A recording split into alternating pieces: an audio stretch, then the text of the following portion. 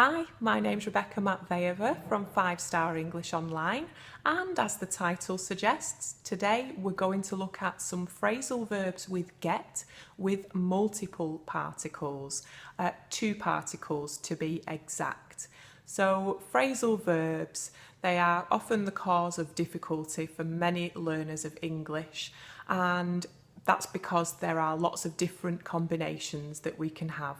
The minute we add a preposition or a particle, usually, the minute we add a particle to a verb, it can often change the meaning, which is why we're just going to look at a small selection today.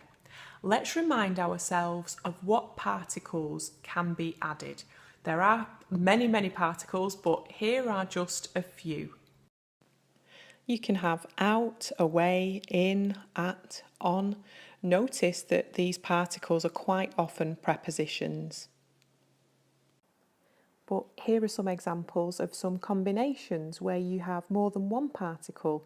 So you can have out of, away with, in with, on at. The possibilities are endless, really. Sorry about that and everything.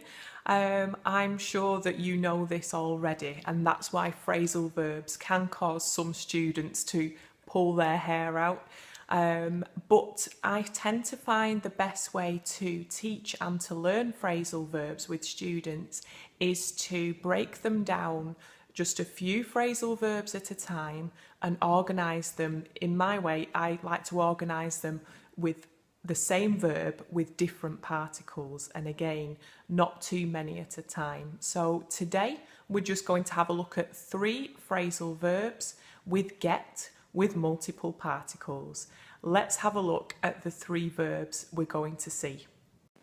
We're going to look at to get on with, to get away with, and to get out of today.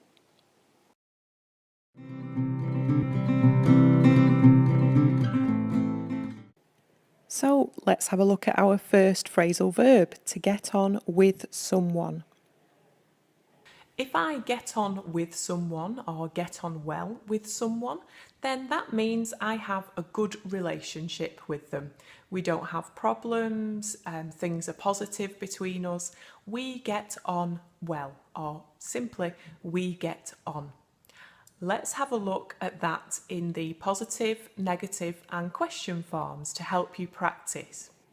The positive example first. I get on well with my supervisor, or simply I get on with my supervisor. Negative, he doesn't get on well with his boss, or he doesn't get on with his boss. And a question for you. Do you get on with your colleagues?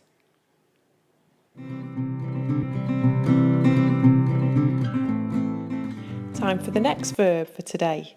To get away with something, or to get away with doing, not doing something.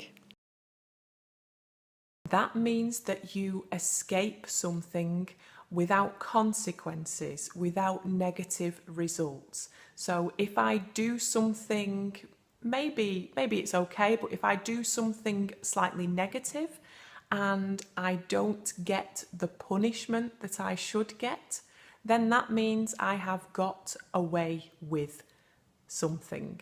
Okay, I've got away with it. Usually we say it.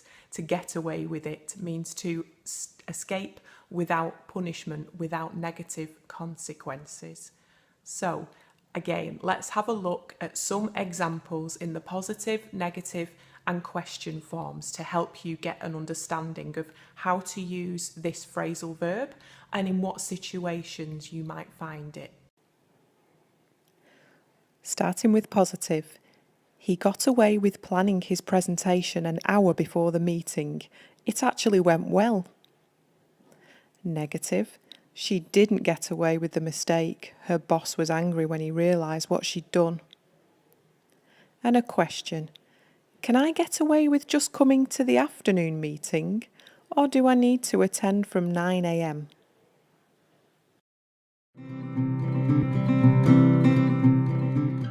On to our third and final verb for the day, to get a lot out of something.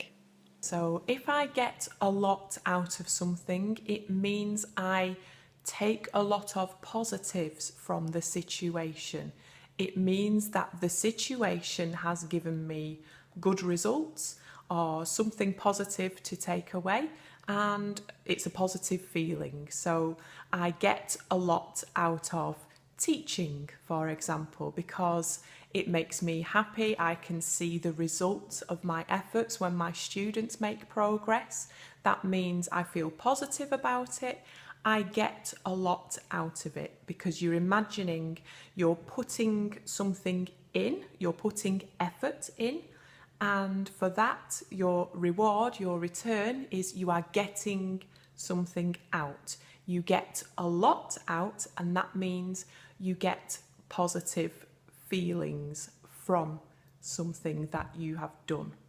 Let's have a look one more time at the positive, negative, and question forms. And there's a question, a genuine question for you to answer at the end. Starting with the positive, I got a lot out of the course. I learnt so much.